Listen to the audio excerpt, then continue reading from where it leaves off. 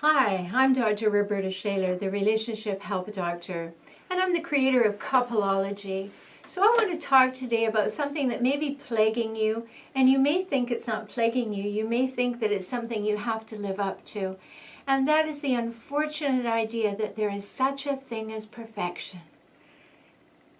You may think that there is. Maybe somebody has told you, taught you, insisted that you move toward perfection. Maybe you had a mother or a father who just wouldn't let you ever be good enough. You always could have done better. There was always something that you could have thought of that you didn't think of.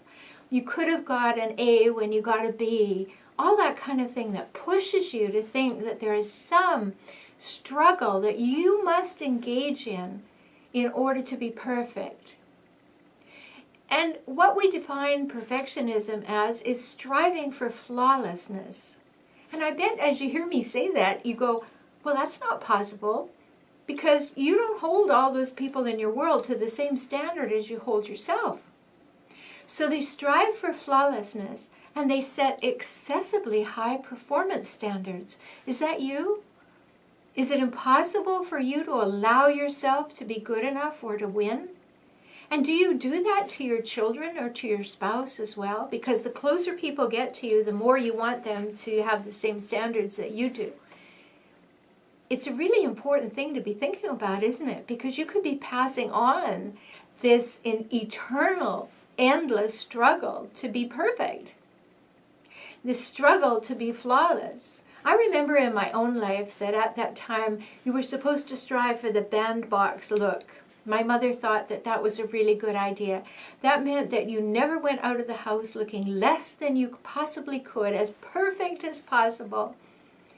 And I know that it lingered in my life for a very long time, that I just couldn't ever sort of let the side down. I had to be in absolute display mode at all times, and nobody being able to say, oh, well, you didn't think of this, or you didn't do that, or why are you so lazy you didn't put on your makeup, or the kinds of things my mother would say to me. And you may have had that kind of upbringing. But let me tell you, there's a whole world beyond perfectionism that you're going to enjoy a whole lot more, and you're going to be able to be kinder to yourself and kinder to the people that you meet. And you're going to stop the endless judgment in your head every time you look at yourself, or you look at what it is you're doing or not doing, achieving or not achieving. And you're going to learn to love yourself, to be kind to that person that you love. Perfectionism is really a struggle. And you can let yourself off the hook, and only you can let yourself off the hook. Because you're the one who's now carrying the story of never good enough, never measuring up. And you know what? You deserve love just because you draw breath. Can you say that to yourself? Can you look in the mirror and say, I deserve love just because I'm breathing? It's not a contest, you know. You can relax. You can allow yourself to be human. You can understand that you can't be up and on and perfect every day. In fact, you can't even be up and on every day. You're human. Things vary. Life is complicated, difficult, and complex. It may be even hard sometimes. And that's not your fault. That's just the way it is. It's important for you to release inner judgments of yourself. I know you're your own worst critic if you happen to have any perfectionist genes. You never allow yourself to be good enough. You look in the mirror and you look at your flaws. You don't look at yourself and say, wow, I look great today, or wow, I look friendly today, or this would be a great day to not even bother about how I look, I can just be. Because you are your own greatest critic when you have a perfectionist outlook.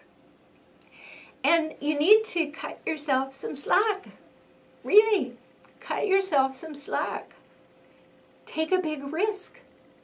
Go out looking less than wonderful. Relax. Allow yourself to just be.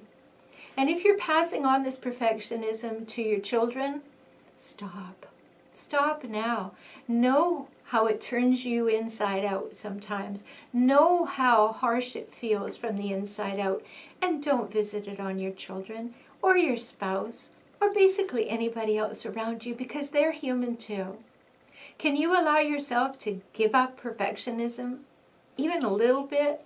Because if you can do it a little bit at a time, eventually you'll allow yourself to say, yes, I can strive for doing my best, and each day I will do my best, but perfect is completely off the table. I hope you can do that. I'm Dr. Roberta Shaler, and I hope you'll visit us at coupleology.com.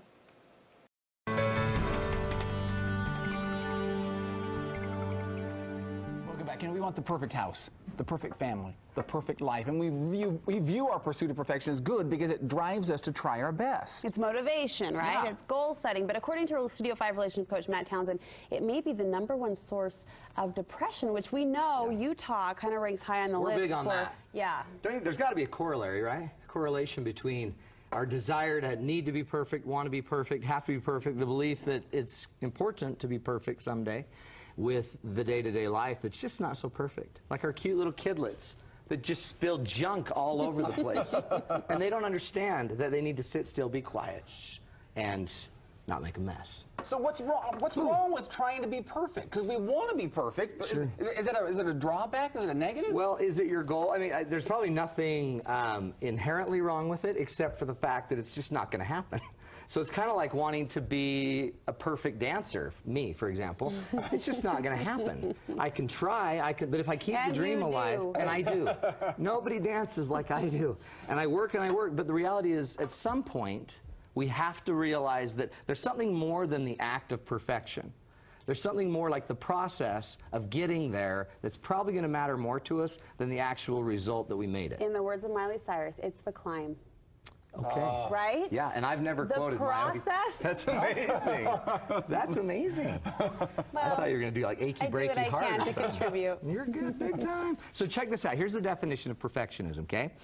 A disposition which regards anything short of perfect as unacceptable. So what's wrong with perfectionism is you will effectively overlook everything else. And the problem is, I believe our lives are about everything else. And perfection may someday be a fruit. It's not probably the ultimate or the day-to-day goal. Day-to-day, we got to get in it. I'm going to give you 4 keys to overcome this perfectionism. And I think that you sort of nailed it on the head there. It's when it's not acceptable. It's okay to strive to be perfect. It's okay to want those things. But if you don't get it, it's okay. Right. But when it gets in your way, you're like, oh, I can't handle it. Well, and think about it. It's not even about you anymore. It ends up being everyone else around you has to deal with your need to do something that's not possible and to not let it go. And off we go, okay? 4 keys. Are you ready for these? These will change your life. Not you, because you quote Miley Cyrus. So we've got to find the real, so once you've got Miley, you are near perfect. Find the real source of your perfectionism. Okay, so here's what we hear all the time. I always have people that tell me really good reasons why they're a perfectionist. Like, I'm just trying to be the very best I can be. Now, I think if you push them long enough, you'll realize that they're not always caring that they're the best they can be. They just want to be better than all the other yahoos on the block.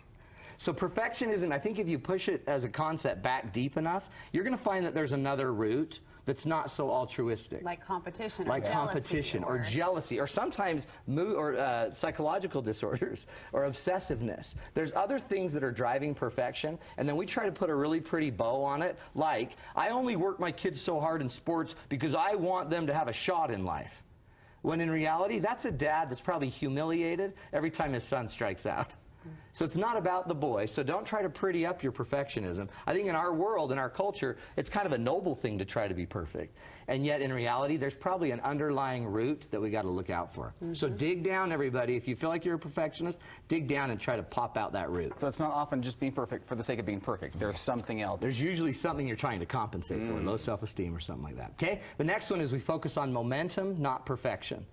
To me, it's more important. See, all perfection is formed in a moment. The only way right now on this earth we can be perfect is momentary moments, glimpses of perfection. A really good bowling game, okay? But to me, the reality of perfection should be focused more on our momentum, the progress we're making. If you're going to perfect something, perfect progress. Perfect progression. Perfect learning.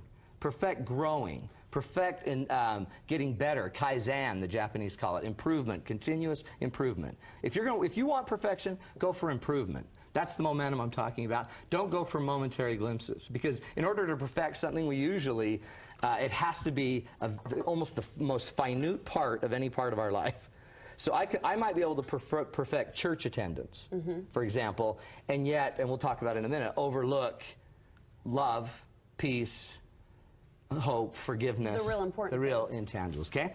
So focus on momentum, not perfection. The next one is focus on the intangibles just as much as the tangibles, And okay? this is big. This is big. So if you saw the show, we did live show down at Health Center Theater, I talked about the prayer fight, okay? Is your family every night? Yeah, it's actually my wife. I have nothing to do with it. My wife starts a fight around the prayer because we want to be perfect in prayer, right? So it's like, get in here, and we start a fight. And we are so bent on getting the prayer done so we can be near perfect in prayer as a family that we ruin everybody in the room. And everybody hates each other and there's tension. Shut up and sit down right now. I do that every Sunday when we're going to church. It's like, put your belt on, okay? The belt completes the outfit. You gotta have a belt. Get in the tub now, now. And so we're yelling at them to be clean in the tub with the belt on. So we're perfect. We got them dressed with a belt, and everyone's crying all the way to church, okay? So we focus on the tangible things. When we try to be perfectionists, it's always about the tangible because it's easier to perfect tangible. That's what you can like, see. You can We hold, also you know can when we've feel. got it. But again, the most important things in life are going to be the intangibles, the relationship, the peace, the spirit in the home, stuff like that. And that gets back to that progress, but also that perspective. I kind of hear you dancing around perspective. Like the bigger picture, the intangibles are the bigger things that are out there. Always. So we're overlooking. The perfectionist is focused on such a minute part of life, they're missing it. And the last tool is to focus or find peace in the present state of things, not in the perfect future condition or the past. Okay, how many times have you heard someone say, oh man, it was so perfect when we took the state championship, and they're talking about that moment in time where they may have played a perfect game. Or they're talking about the day that once so-and-so's home and we're doing all this and everything's good, then it'll be perfect. So notice what we're now focusing on is everything but being present. All growth, all development's going to take place presently. So perfectionists have a tendency to overlook being present in just the moment. There's beauty in everything, even this set. This orange thing right here, pull back. I didn't even know what that was, but it's a glass orb that I think adds a lot. By the way, show this if you can. Can you see this on the Matt book? was trying to test Orange me. jewel there. I put a little orange jewel there because that's out of place, and I was thinking that would set Brooke off. And she's looking at it and wants to just fling it with her finger. But I had perspective. You had perspective. And I was enjoying the moment. See, yeah, well, you'll fix it later when we're off camera. I know that. So we find peace in the moment. So you can go find one flower that's perfect. See, that's the neat thing about our nature. Our nature is perfect if you have the eyes to see it and the ears to hear it, right? And perfectionism so often, you know, as I talk, because this is a big deal for women, I think, and as I talk to girlfriends, I think we all have a little bit of it in us. We do. And you talk to but women. do too. Well, sure. And it takes away from the daily happiness. Like you said, living in the moment. They can't enjoy what is because they're talking about what and they're will be. always not good enough. That's the problem with perfection is you're never good enough most of the time till that one good game, till that one good scrapbook page. Till that one good one. He really reached for that one. Up until that point, they're depressed, and then once they reach that perfection, then they're depressed because they're not there as well. Well, and then why didn't I do two of them? Yeah. It's a long road, and I honestly think if we're trying to also encapsulate this, that this is our religious principle. If you're going to perfect something, then perfect your faith. Don't perfect your act. If you're so caught up in the act, you're going to miss the moment. The growth is always in the moment. It's always in the space between you people. It's always in the space between you and your kids. It's not having your kid with his belt on. You always have such profound stuff, words of Matt. wisdom. Yeah. Right I'm very there. deep. I'm very deep. And next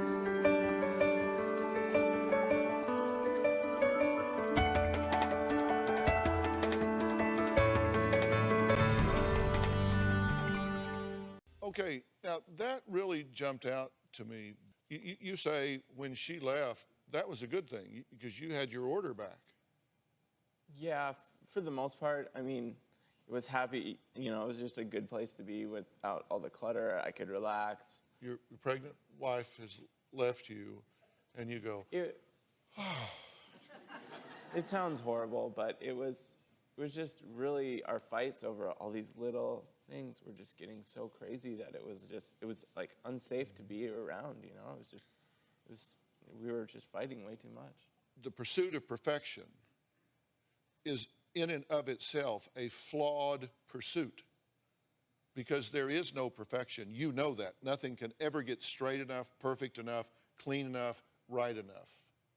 Because if it is, you've got to go back and check it, right? Yeah.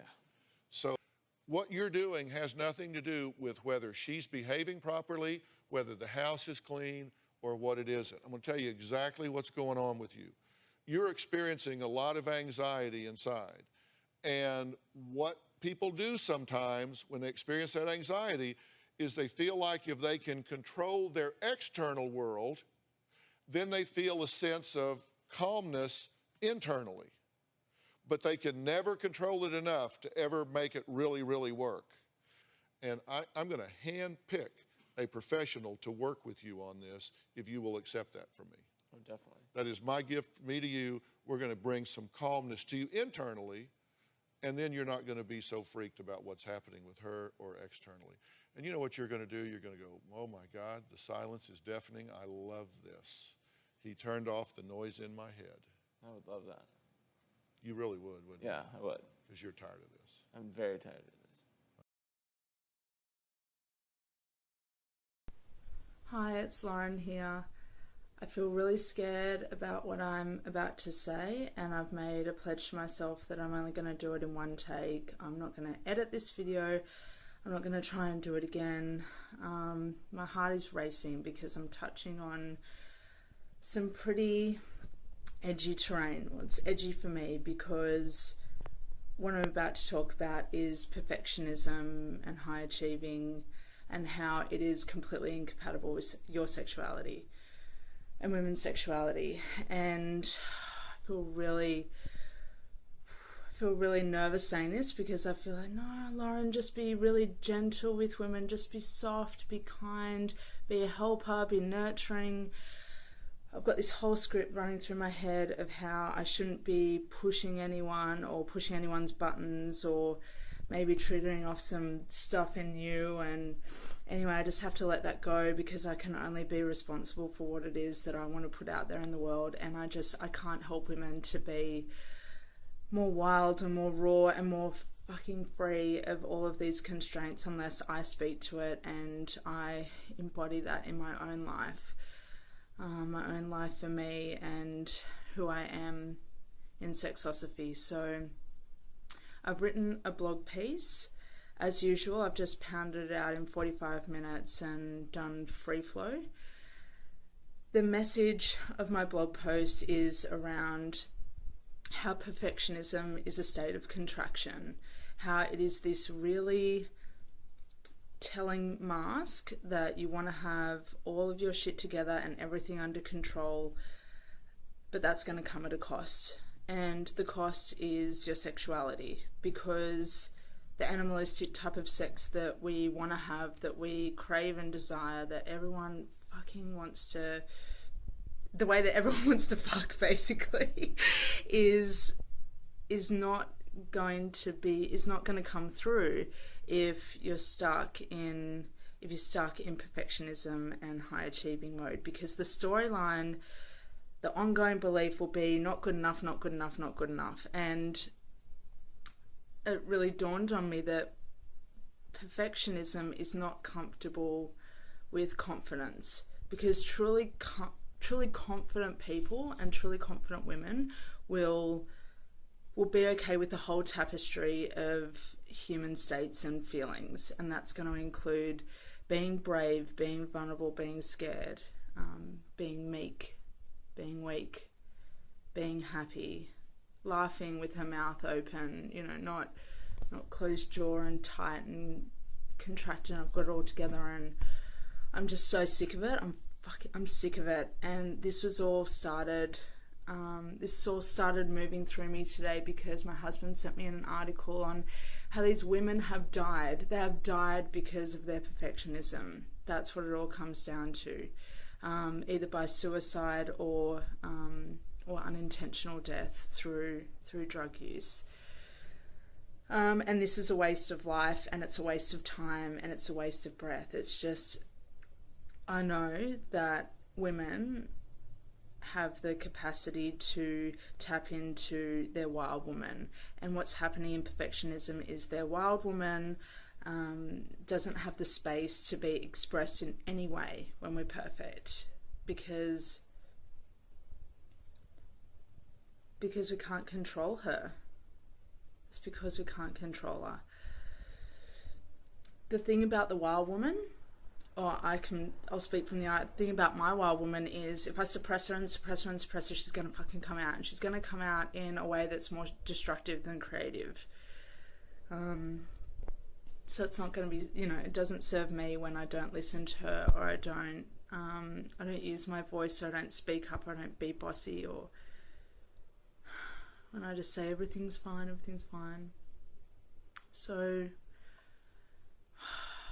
I'm feeling better now. My heart's not racing so much because I'm just being truthful. If what I say in the blog piece really strikes a chord in you, or I'm looking at you. I'm really looking at you, and I want to see you if you're ready to look at this part of your life, of your sexuality, if you're really sick of numbness being the status quo, if you're never ever satisfied, because that perfectionistic thinking is addictive. It's so addictive. So addictive. It just keeps you chasing after it constantly. So I want to see you, and I want to see you get real, and I want to see you breathe and move and make sound, because that is exactly what you and your body want to do. For your body to take the lead rather than your head to keep everything in a tight-knit little ball. Yeah, I want to see you.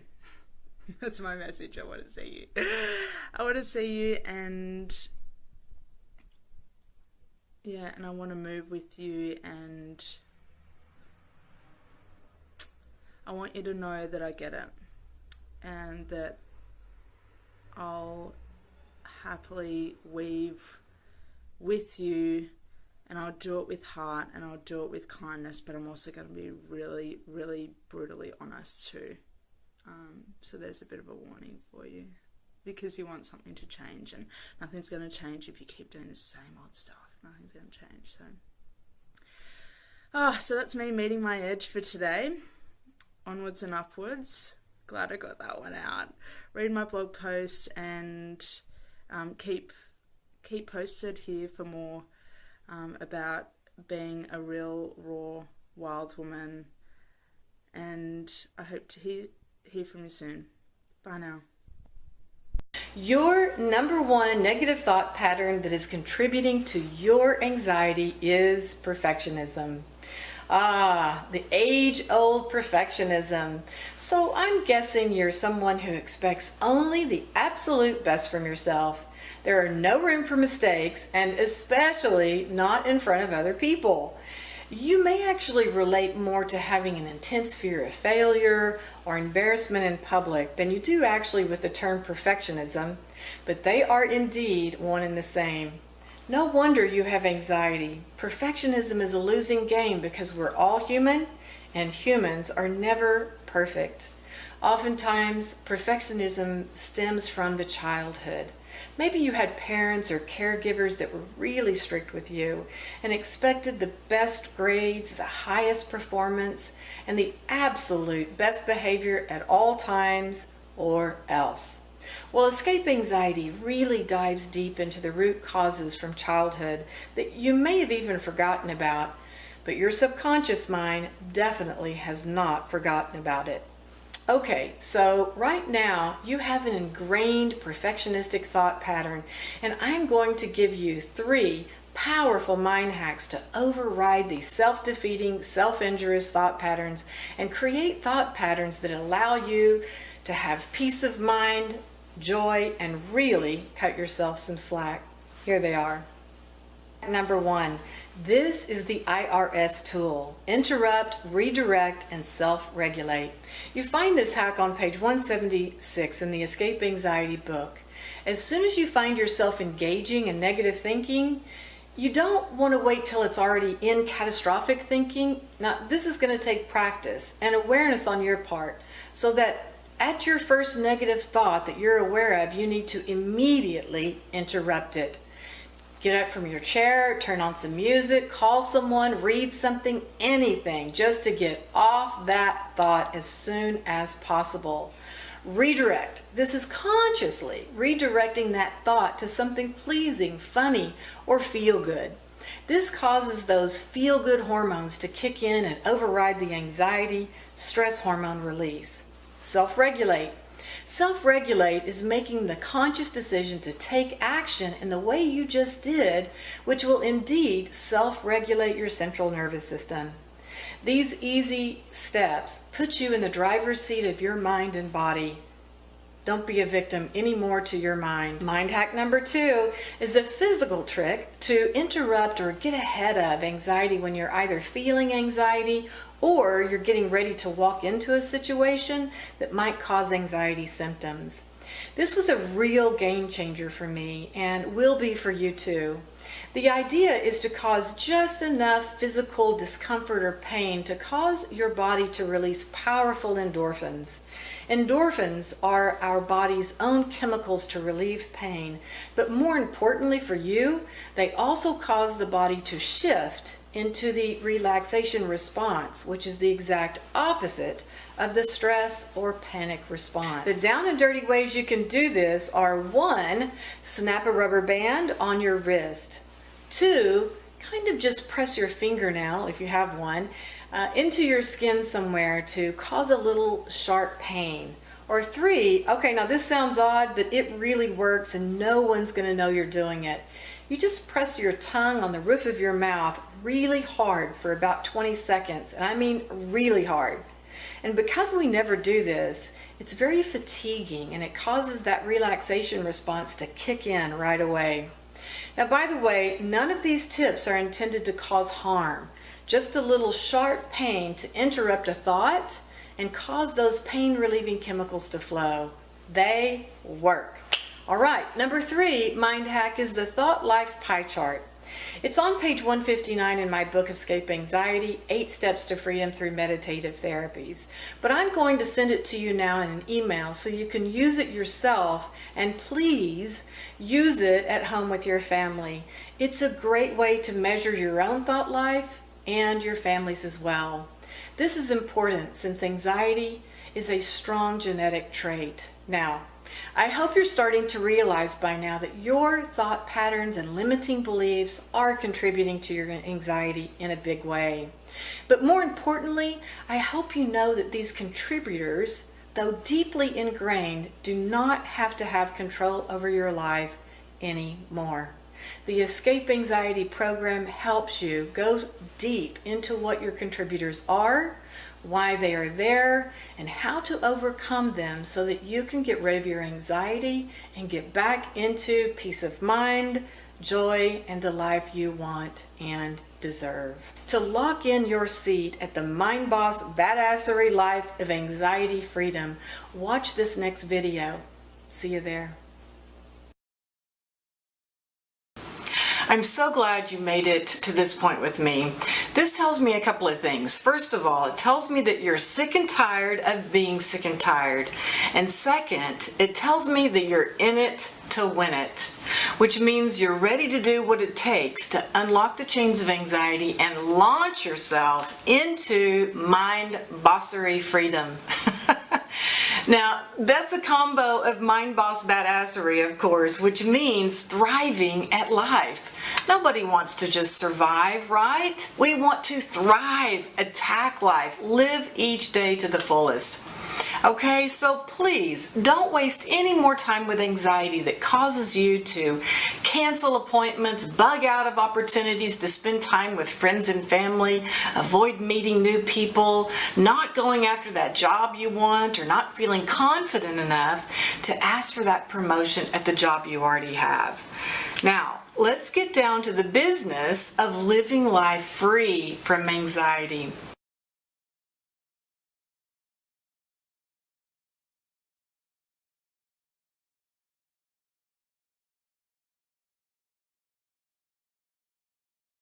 I became a master's level clinician working and training in the world's leading hospitals, treating those recovering from anxiety and addiction.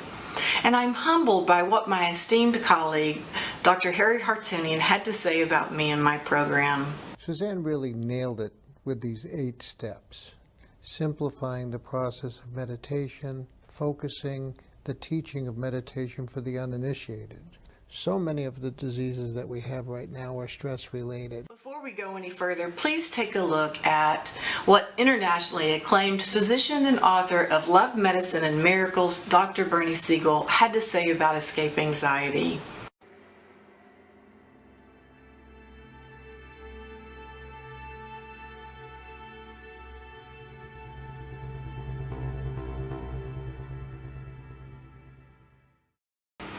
The life I live today, the things that I've accomplished, and the joy and peace that I experience, I owe it all to my desperate search for answers to my one simple question. What in the H-E-L-L happened to me, and how do I recover and reclaim my life? And of course I owe it to the numerous doctors, people, nurses, therapists, and professors, in fact, that spoon-fed me the keys to my freedom. And now I'm finally able to use my years of struggling with anxiety, searching for answers, and my years in full recovery to help others too. I, in fact, have become that anxiety specialist that I had so desperately searched for so many years ago. And in fact, I can be that one anxiety expert person for you, all in one nice, neat, one-person package, rather than 20 years and 100 people later, similar to the experience that I have. You have the advantage of my knowledge and experience to catapult you into recovery, launch you directly to freedom. You can sprint to your finish line rather than crawl like a turtle like I had to do. So along my journey, treating other people, I learned even more about anxiety. I discovered and analyzed the different contributing factors from people all over the world and in all walks of life. I learned what methods worked best for anxiety. It turns out that we're actually a lot more alike than we are different. And after learning that profound piece of wisdom from Dr. Bernie Siegel that thoughts are chemical, I began to hone in on the negative thought patterns, habits, and belief systems that I saw repeating in every patient that I saw. So with this knowledge, I ended up developing 8 steps to address and correct all the common anxiety contributors. I began to use these 8 steps with every patient I saw. And not only did we address their anxiety-causing thought patterns, beliefs, and habits, but we used my neurogenesis meditations to go deep into their subconscious mind and literally rewrite them into positive and self-empowering thought patterns and beliefs that were literally melting away their anxiety and changing their lives. Now let me show you in a compelling video exactly how neurogenesis works. I know you hear all the time about how meditation works, but nobody really ever tells you how and why. Well, knowledge is power, so I'm going to tell you exactly how it works. Now we're going to learn why it's important to use meditations like neurogenesis meditative therapy to help us change worn-out, self-defeating, depressing, and anxiety-provoking thoughts to positive, self-empowering, and peace-provoking thoughts. Remembering that thought patterns are behaviors, and behaviors, whether they're internal or external, are hard to change. I'm going to be using the theory of the 3 layers of consciousness created by the Institute of Hypnosis and Related Sciences to explain how thought behaviors are most effectively changed through the process of meditative practices. Mr. Brainhead is here to help us out. As you can see, there are 3 layers of consciousness: the conscious mind, the critical thinking mind, and the deepest layer, our subconscious mind. Each of these layers have a very important role in our everyday, every moment, in fact, experience of life. The conscious mind is our logic, reasoning, analytical, willpower, and working memory filter. Its role is to judge things, situations, people, basically everything we see, hear, feel, and touch instantly. Without even realizing it, our conscious mind is a filter that is making decisions about whether or not something is safe, real, fun, happy, sad, and what we do about it. It is our most actionable filter, although it is guided by our deepest filter, the subconscious mind. We are conscious of our choices, but not always conscious of our whys. We are choosing something. Now let's move on to our critical thinking mind. This critical thinking layer of the mind is the gatekeeper of what goes into our subconscious mind. It makes decisions too, but they are more thought out rather than instantaneous like our conscious mind. You might hear of a new idea or see a new car or read a new item on a menu and form a very definite opinion about it. For example, you may have very strong opinions about convertible cars. This opinion, whether negative or positive, was likely influenced by early childhood experiences or maybe even more recent knowledge. Either way, you're basing your opinion on something that you've already experienced. This is an important safety filter for us, but it can also work against us if the information has changed or if we aren't allowing ourselves to see it from a different point of view. Finally, there's our subconscious mind. This is where our deeply embedded positive and negative belief systems are stored. I call this the motherboard, like a computer hard drive, where our life scripts are held, recessed memories of trauma, pain, but also joy and hope. If you have anxiety and/or depression, chances are you've had experiences of trauma. When we experience a trauma, especially in early childhood, we develop some very strict thought rules about what's safe and what's not safe. Sometimes these strict thought rules that were intended to keep us safe will actually make us feel like everything in our environment is unsafe. Now that you have a deeper understanding of these layers of consciousness and each of their roles, it will make sense to you that when you're in a deeply relaxed state of meditation, the protective layers of our conscious and critical thinking mind begin to relax and easily give way to new information. When new thoughts, ideas, and suggestions are allowed to enter your subconscious mind through meditation, change and acceptance will occur. And with time and repetition, you will begin to automatically respond differently, both in thought and action. And that's how neurogenesis meditative therapy works, to change brain chemistry by changing thought. Pretty cool, huh? Who knew our thoughts were so incredibly powerful? Both negative and positive, but we're going to get to the positive. So, seeing my patients being freed from anxiety, watching their lives change was the most gratifying work I'd ever done. However, I knew that I was only able to help a very small percentage of the population, and the patients that I was seeing at that time were paying tens of thousands of dollars to be at the institutions that I was treating at. This is when I knew I needed to put everything I had learned about anxiety and how to recover from it into one in-home therapeutic treatment system that everyone could use. So what I'll be doing in the program is taking you through the 8 steps to emotional freedom as if you were right here in my office with me. Each step and each neurogenesis meditation are designed specifically to overcome your self-inflicting negative thought patterns.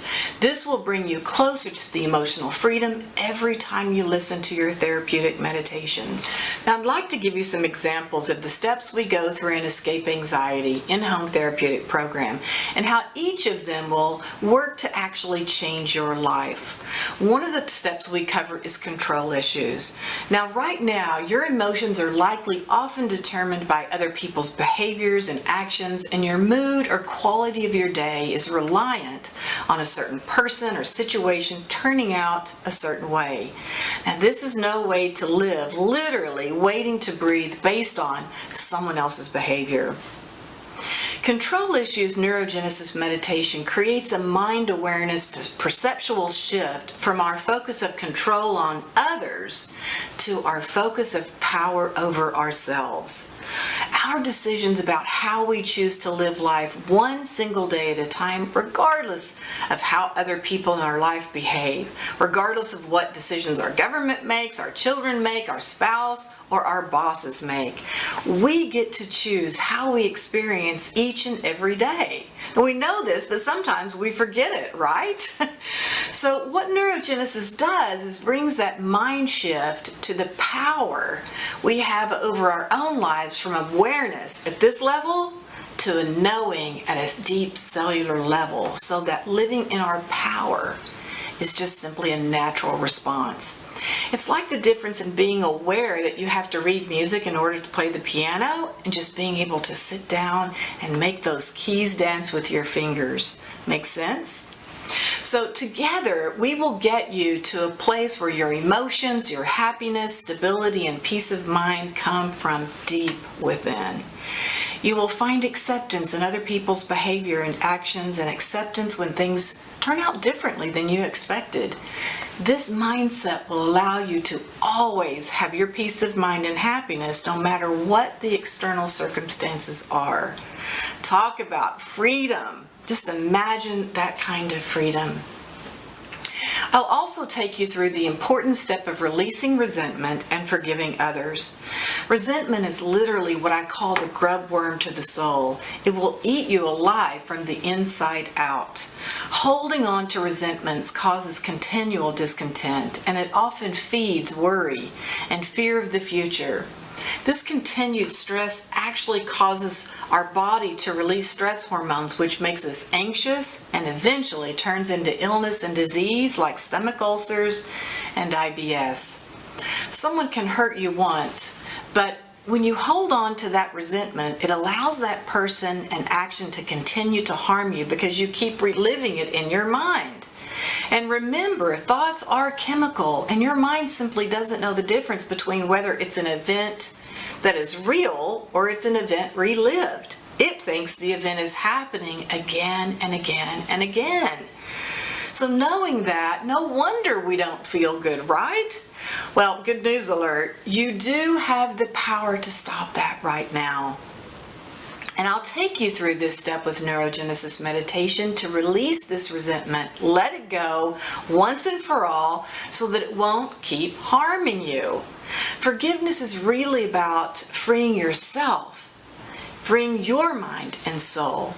I found that when we let go and forgive people and circumstances, we make room for profound peace of mind, and it allows you to be fully in charge of your happiness and your life. And by the way, I want to tell you that I give you a step-by-step process to forgive that works in even the most traumatic circumstances. I'll give you a hint. Forgiveness does not mean excusing someone's behavior or letting someone know it was okay, whatever they did. What it does mean is that you're giving to yourself the gift of freedom from its pain and burden that you have been carrying for far too long. Next, we will go through the step to surrender shame and forgiveness of ourselves as well. Yes, this is a big one. Anxiety sufferers seem to hold on to a lot of shame, and you probably have a hard time forgiving yourself and accepting yourself for exactly who you are. In this step to emotional freedom, we will find not only acceptance, but gratitude for who you are and where you are in your life. You'll be able to embrace your unique and magnificent self and release all that negative shame.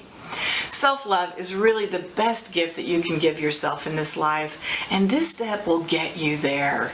And again, you will experience this at the deepest level of knowing. You'll be able to love and accept yourself as easy as you accept the fact that the earth is round. Won't that be nice, right? These are just a few of the steps to emotional freedom we go through in the Escape Anxiety in-home therapeutic program. Each step allows you to work on how the issue at hand affects your anxiety. The Escape Anxiety program allows you to use your unique story, and then you'll do the neurogenesis meditation. This is where we go deep into the subconscious mind where these changes can really be made. I also cover other anxiety contributors like how what we eat affects our mood, physical issues like thyroid disease, menopause, and how some chemicals and over-the-counter medications may affect your anxiety. And there are a host of other issues that I also cover. So now that you have a great idea of all the components of the Escape Anxiety program, I'd like to ask you to imagine for a moment what your life would be like if you could actually be free from anxiety. So think about these questions for just a moment, and I'd like to suggest that you just feel the answers to yourself. So the questions are, what will your relationships be like when you're free of anxiety? Will you find acceptance and gratitude in your significant other and truly enjoy your time together? Or perhaps you'll finally find your one true love once anxiety is no longer holding you back. Will you be able to enjoy your family, your children more once you feel more at peace yourself? How will you feel about yourself? Will you love yourself? Will you be able to accept and even laugh at your mistakes sometimes? Will you be able to find your happiness and peace from within yourself? What will it look like with your job or career? Will you find more happiness in your work? Will your income go up when your performance increases and maybe you might be able to ask for that promotion? Or maybe you go out and start that business you always dreamed of starting. What will your day-to-day life look like and feel like? How will you feel each day? Imagine just waking up in the morning excited for the day, knowing that all is well. Doing all the things you've always wanted to do. Maybe you go on more adventures, or maybe you just simply feel comfortable going to the grocery store and walking into work. Sometimes it's the little things that make the biggest difference in life. It's my intention through the Escape Anxiety program to give you the tools you need to make your life as good as you just imagined it to be, because you deserve it. With the Escape Anxiety program, I am your therapist and anxiety specialist all along the way. You keep the book, workbook, webinar series, and meditations for life, and you can call on them whenever you need them. And trust me, you will need them. We're human, and we tend to slip back into those old patterns of behavior. But don't worry, because you're going to have all of these tools for as long as you need them. Before we go forward, I'd like for you to take a moment and hear what others experienced with me in my program.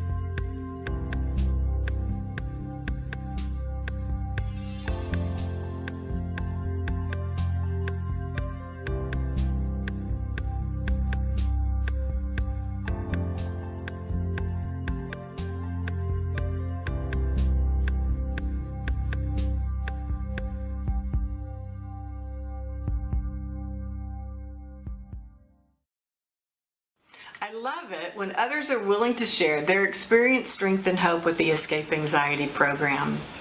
Okay, so let's talk about what your investment is for your recovery process with me as your anxiety expert guide through the Escape Anxiety in-home therapeutic program. And if you don't mind, I'm just going to take you through the process that I went through when trying to find a price for my treatment program. I began to calculate the costs, time, and value of education and experience that I had over the last 25 years of treating anxiety, plus the actual cost of research and development of this program specifically. I calculated that number to be right at $324,000. Clearly, this is not going to work for you as a cost-effective treatment program. So I decided that my most important purpose was to make this program available to everyone. So I decided to take my hourly rate, which is now $250, and decided that if we were together for just 1 day a week for 8 weeks, the cost would be $2,000. And I knew that this was an extremely fair price for my program, and more importantly, it's absolutely worth the freedom that you would experience from it. And I know that some of you would easily be able to afford this, but I also know that many of you may not have that kind of money in your budget right now. And this price at $2,000 price point is not in alignment with my purpose, which is to make sure that my program is accessible to every person that needs it. So I decided to make the entire price of the Escape Anxiety program, including my book, even lower than one single office visit with me. You will now have countless hours with me as your personal anxiety expert, thought trainer, and coach for just $197. And I'm going to offer you a special offer today, if you choose today, that you will start this program and take back control of your life. I will include my special super squishy, super private speaker pillow. Normally, I charge $17.99 for this, and I'll give it to you today for free. Now, this is a limited time offer because I only have a limited number of them, and I really love these because you can listen to your meditations at night while lying in bed and let those messages and the soothing music just speak to you personally. I give you these incentives because I've seen that 95% of the people that are successful at this program, and actually successful in general, are the people that take action now. The truth is, if you don't do it now, chances are you never will. In fact, I will take all of the risk out of this for you completely. You can try my program for a full 30 days, and if you don't see your anxiety melting away and your outlook on life dramatically changing, you can just email me personally and I'll give you a complete refund. You literally have nothing to lose but your anxiety. So click Send My Program below. It will take you to an order page where you will fill out your shipping and credit card information. Once you click Submit to complete your order, we will package your risk-free Escape Anxiety program, book, and super squishy fun speaker pillow and ship it to you right away. See you soon on your path to escape anxiety and mind bossery.